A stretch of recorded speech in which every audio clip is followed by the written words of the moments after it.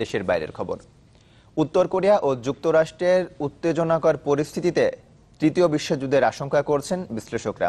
তারা বলছেন, অসহিষ্ণু ট্রাম্প যে কোনো সময় পরমাণু বোমা হামলা চালাতে পারেন উত্তর কোরিয়ায়।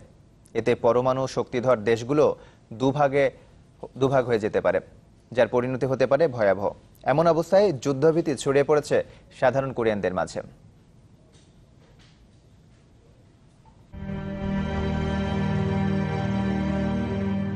1945 সালের 16 জুলাই নিউ মেক্সিকোর আলামোগোর্ডো এলাকার কাছে আণবিক বোমার পরীক্ষা চালায় যুক্তরাষ্ট্র।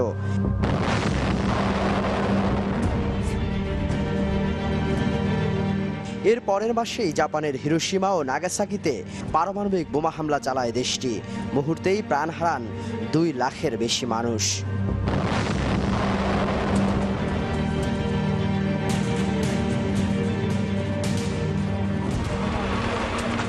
চলতি সপ্তাহে নেভাদায় B-61 অন-টু গ্র্যাভিটি পরমাণু বোমার পরীক্ষা চালিয়েছে যুক্তরাষ্ট্র।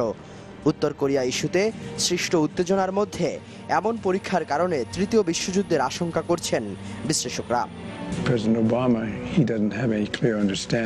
জীবনের বেশ কিছুটা সময় মার্কিন অস্ত্রাগারের তত্ত্বাবধানে ছিলাম। পরমাণু অস্ত্র ব্যবহারে সাবেক প্রেসিডেন্ট ওবামা যতটা সহনশীল ছিলেন, ট্রাম্প তার উল্টো। ট্রাম্পের সাম্প্রতিক তৎপরতায় স্পষ্ট বোঝা যাচ্ছে পরমাণু অস্ত্র ব্যবহারে দ্বিধা করবেন না তিনি। এ পরিস্থিতিতে যুদ্ধভীতি ছড়িয়ে পড়েছে সাধারণ কোরীয়দের মাঝে। কোরীয় উপকূলের সবার মাঝেই ভীতি কাজ করছে। এই বুঝি হামলা শুরু হয়। সিরিয়া পরিস্থিতি দেখে আমরা কিছুটা হলেও যুদ্ধের ধ্বংসলীলা অনুভব করতে পারি। বিশ্বের মোট পরমাণু অস্ত্রের বেশিরভাগই যুক্তরাষ্ট্র ও রাশিয়ার নিয়ন্ত্রণে। তাই তৃতীয় বিশ্বযুদ্ধ শুরু হলে কে কোন পক্ষ নেবে তা নিয়েই চলছে সমীকরণ। চীন, পাকিস্তান ও ভারতের মতো এশিয়ার পরমাণু শক্তিধর দেশগুলো হয়তো বিভক্ত হয়ে পড়বে। যুদ্ধ বাঁধলে রাশিয়াও নিঃসন্দেহে পিয়ংইয়ং এর দলে ভিড়তে পারে। যদিও রাশিয়া বলছে যুদ্ধ পরিস্থিতি এড়াতে তৎপর রয়েছে তারা। নিরপেক্ষ অবস্থানে থেকেই রাজনৈতিক ও কূটনৈতিকভাবে উত্তর কোরিয়ার সংকট সমাধানের চেষ্টা চালাবে রাশিয়া।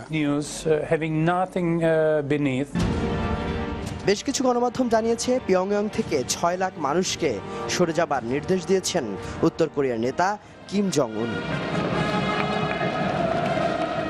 শাকিল মাহমুদ, চ্যানেল 24।